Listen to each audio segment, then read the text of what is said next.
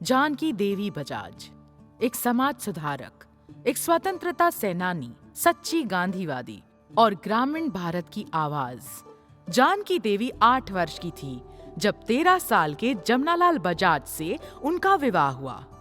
जानकी देवी की सोच जमनालाल जी, गांधी जी और विनोबा जी से बेहद प्रभावित थी।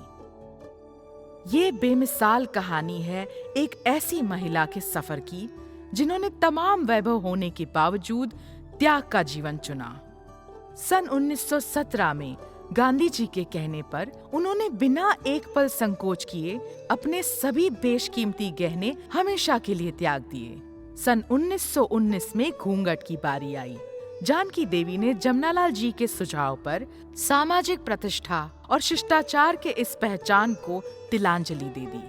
28 की उम्र में उन्होंने अपने कीमती रेशमी कपड़ों को छोड़ केवल खादी पहनना शुरू कर दिया। उन्होंने अपने शादी के जोड़े समेत सभी विदेशी कपड़ों को इकट्ठा किया और वर्धा के गांधी चौक में उनकी होली जलाई, जो 7 दिनों तक जलती रही। इन क्रांतिकारी सामाजिक सुधारों के साथ साथ वो स्वतंत्रता आंदोलन में भी बिना थके निरंतर हिस्सा लेती रही। 1930 के नमक सत्याग्रह और दूसरे आंदोलनों के दौरान उन्होंने कठिन कारावास सहा। 11 फरवरी सन 1942 में जमनालाल जी का आकस्मिक निधन हो गया, जिसके कारण जानकी देवी की जीने की इच्छा ही खत्म हो गई।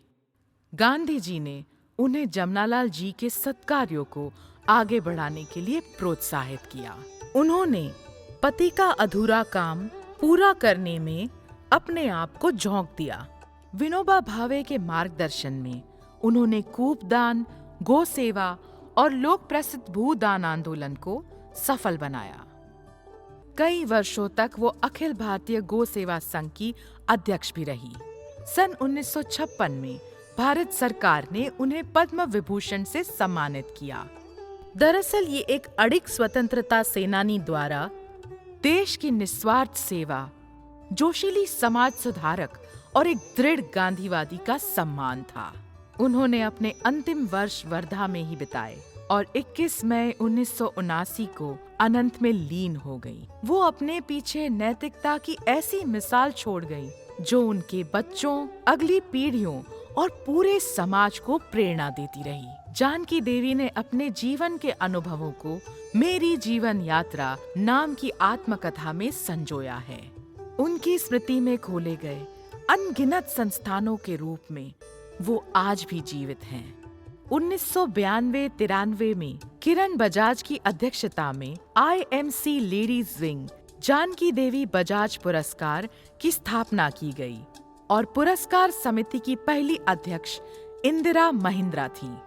ये पुरस्कार हर वर्ष एक ऐसी महिला को दिया जाता है जिसने अपनी उद्यमशीलता के द्वारा ग्रामीण समुदाय तथा व्यापक समाज के हित में प्रशंसनीय योगदान दिया हो।